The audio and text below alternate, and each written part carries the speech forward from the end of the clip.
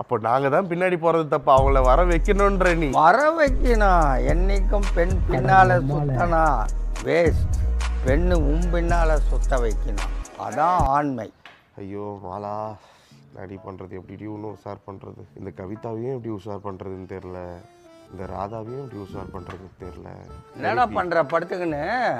இல்லை கனவு காண்றியான்னு கேட்குறேன். யார் யாரும் பேரெல்லாம் கூப்பிடுற? எல்லாத்தையும் கேட்டு தான் வரியா? கிழமை ஊஞ்சல் ஆடுதுடா உனக்கு.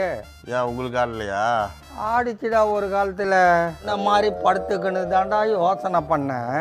3ஆம் கிளாஸில் படித்த ஞாபகம் அப்போ வந்ததுடா எனக்கு. அப்படி என்ன படிச்ச 3ஆம் கிளாஸ்ல பெரியப்பா நீ? ஒரு பானையில் அரைப்பானை தண்ணி தாண்டா இருந்தது.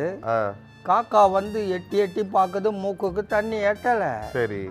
அது கல்லை எடுத்து எடுத்து எடுத்து பொறிக்காந்து போட்டு தண்ணியை மேலே வர வச்சு குடிச்சிட்டு ஆயாசமாக பறந்தது. அதை நினச்சி தான் இவளை நான் சிறுக சிறுக உஷார் பண்ணி அவளா வர வச்சேன். நீ காந்தகமாயிரு, அவ பைசாவா இருக்கணும். நீ இழுக்கிற இழுப்புக்கெல்லாம் அவ வந்து ஓட்டிக்கணும்.